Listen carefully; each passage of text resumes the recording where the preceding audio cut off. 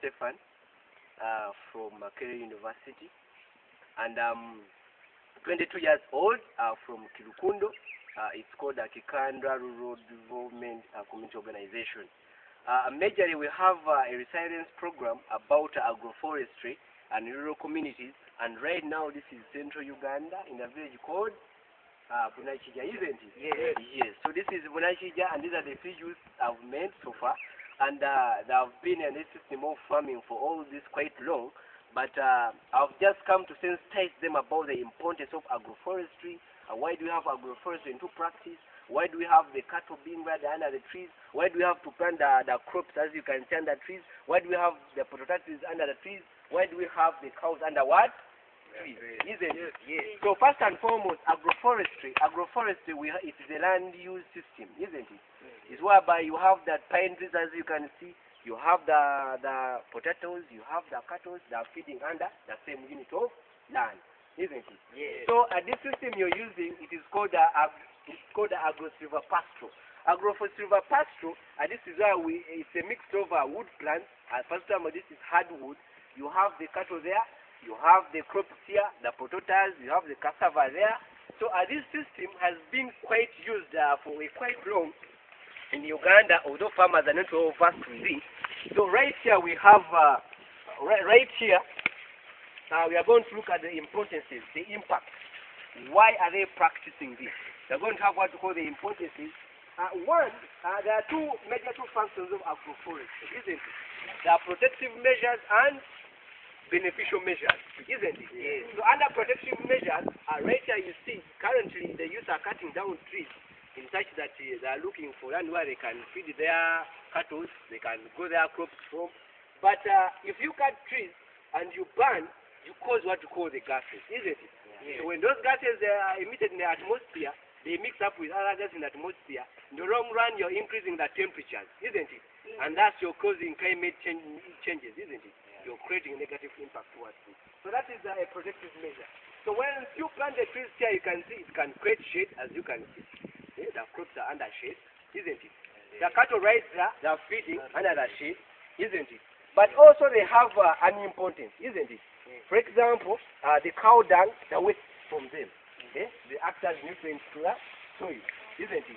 So they end up feeding the what? The trees. So in the long run, you're having what is called a mutual benefit, isn't it? Yeah. So as we profit this, so this side we have what we call the food crop. The food crop, this side, we have what we call the potatoes there. So these are the two potatoes. So they are from picking. So you can see they are from pruning, removing some few weeds from the potatoes. So right there, what they are doing actually, they are trying to utilize land, but they're not cutting down the trees. But this program has helped them to be sensitized about how to utilize land in such a way that they don't cause climate effects, what we call the negative impact, isn't it? Yes. So let's look at the beneficial. One, once you have the crops planted under the trees, for example, this pine tree, like the one I have right here, this is it's called agro-forestry. This is a plant I'm going to show you. These plants have what we call the importance.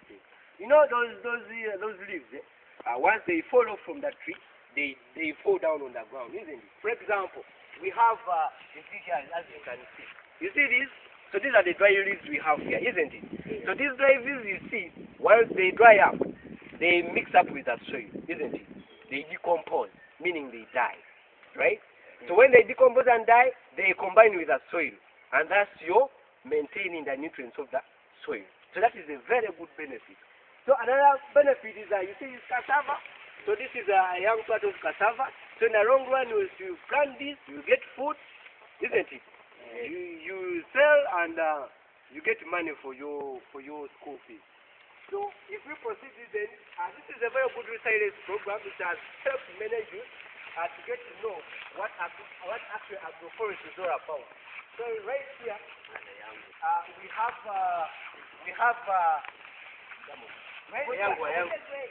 right here we have the potatoes.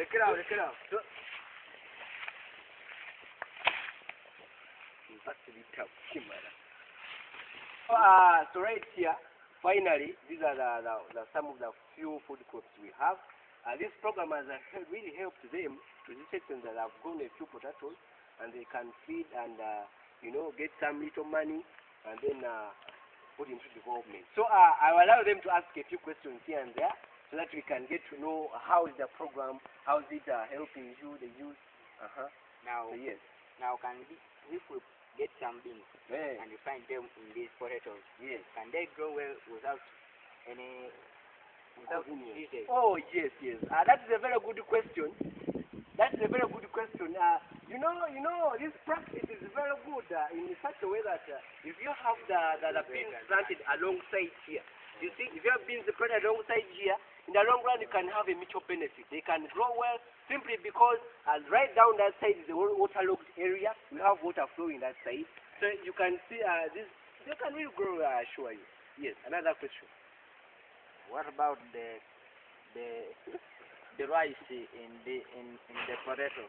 Currently, the rice cannot grow into the potato, but they can grow into these regions which are waterless areas. So thank you very much, and we hope to ask you to extend this program to the other people so that they can really also get to know what agro-forestry means. Thanks much.